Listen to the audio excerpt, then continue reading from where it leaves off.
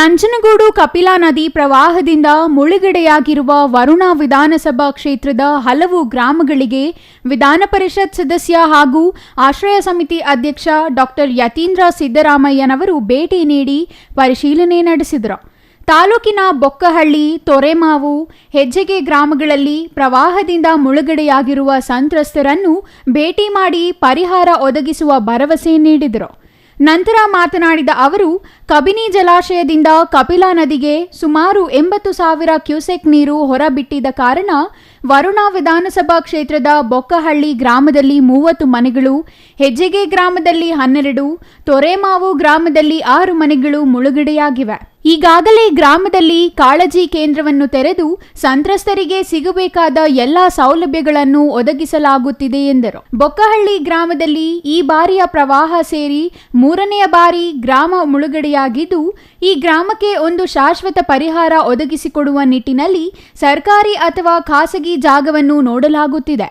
ಸೂಕ್ತ ಜಾಗ ಸಿಕ್ಕ ಕೂಡಲೇ ಇಡೀ ಗ್ರಾಮ ಸ್ಥಳಾಂತರ ಮಾಡಲಾಗುತ್ತದೆ.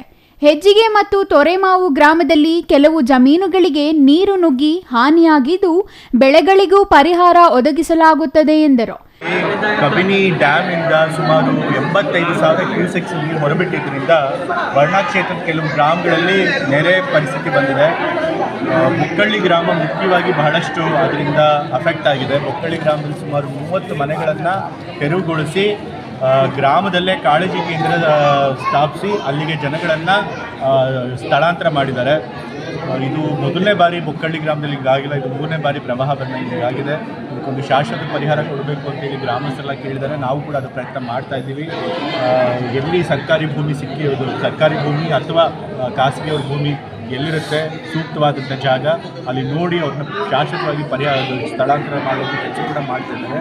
ಮತ್ತು ಇವತ್ತು ಕಾಳಜಿ ಕೇಂದ್ರದಲ್ಲಿ ಯಾರ್ಯಾರ ಮನೆ ತೆರವುಗೊಳಿಸಿ ಅವ್ರನ್ನ ಹೀಗೆ ಸ್ಥಳಾಂತರಗೊಳಿಸ್ತೀವಿ, ಅವರಿಗೆ ಬೇಕಾದಂಥ ಎಲ್ಲ ಮೂಲಭೂತ ಸೌಕರ್ಯಗಳನ್ನು ನಮ್ಮ ಜಿಲ್ಲಾಡಳಿತ ಮಾಡಿಕೊಟ್ಟಿದೆ ಹೋಗ್ತಾರೆ. ಬೊಕ್ಕಳ್ಳಿ ಜೊತೆಗೆ ಹೆಜ್ಜಿಗೆ ಮತ್ತು ತೊರೆಮಾವು ಗ್ರಾಮಗಳಲ್ಲೂ ಕೂಡ ಇದೇ ರೀತಿ ಸ್ವಲ್ಪ ನೆರೆ ಬಂದಿದೆ. ಹೆಜ್ಜಿಗೆ ಗ್ರಾಮದಲ್ಲಿ ಸುಮಾರು 12 ಕುಟುಂಬಗಳನ್ನು ಸ್ಥಳಾಂತರ ಮಾಡಿದ್ದಾರೆ. ತೊರೆಮಾವಲ್ಲಿ ಯಾರ ಮನೆಗಳಿಗೂ ನೀರು ನುಗ್ಗಿಲ್ಲ, ಆದರೆ ಬೆಳೆ ಎಲ್ಲ ಆಗಿದೆ, ಅದಕ್ಕೆಲ್ಲ ಪರಿಹಾರ ಕೊಡುವಂಥ ಕೆಲಸ ಮಾಡ್ತಾರೆ.